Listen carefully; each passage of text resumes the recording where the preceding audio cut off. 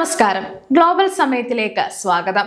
US സ്വപ്നം കാണുന്ന ലക്ഷക്കണക്കിന് ആളുകളെ, പ്രത്യേകിച്ച് ഇന്ത്യക്കാരെ ആശങ്കയിലാഴ്ത്തുന്ന ഒരു സുപ്രധാന വാർത്തയാണ് ഇപ്പോൾ US-ൽ നിന്നും പുറത്തു വരുന്നത്.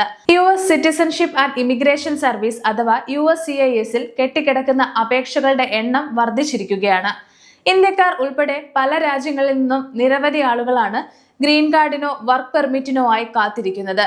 എന്നാൽ അന്താരാഷ്ട്ര മാധ്യമങ്ങൾ പുറത്തുവിട്ട ഏറ്റവും പുതിയ റിപ്പോർട്ടുകൾ പ്രകാരം ഈ കാത്തിരിപ്പ് ഇനി അത്ര എളുപ്പമാകില്ല.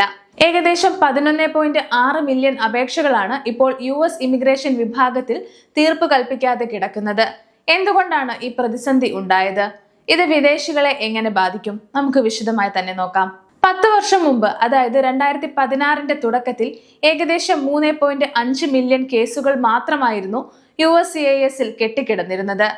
എന്നാൽ ഇപ്പോൾ 2025-ന്റെ അവസാന പാദത്തിലെ കണക്കുകൾ പരിശോധിക്കുമ്പോൾ ഇത് 3 ഇരട്ടിയിലധികം വർദ്ധിച്ച് 11.6 മില്യണിൽ എത്തിയിരിക്കുന്നു.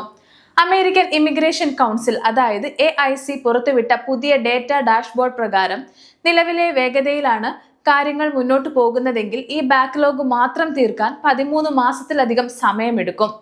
ബൈഡൻ ഭരണകൂടത്തിന്റെ അവസാന കാലയളവിൽ ഇത് ഏകദേശം 9.4 മാസമായിരുന്നു.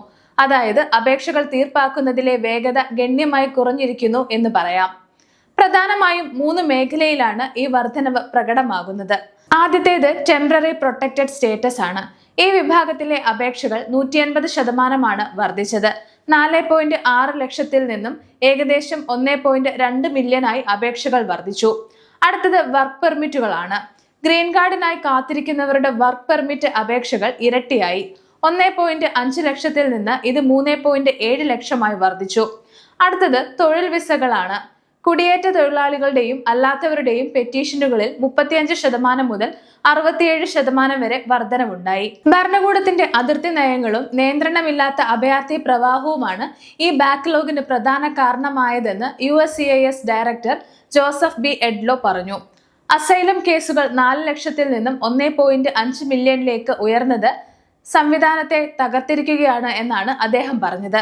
കൂടാതെ COVID-19 മഹാമാരിയുടെ സമയത്തുണ്ടായ കാലതാമസവും ആദ്യം ട്രംപ് ഭരണകൂടം കൊണ്ടുവന്ന കർശനമായ ഇമിഗ്രേഷൻ നയങ്ങളും അപേക്ഷകൾ കെട്ടിക്കിടക്കാൻ കാരണമായെന്ന് റിപ്പോർട്ടുകൾ ചൂണ്ടിക്കാട്ടുന്നു.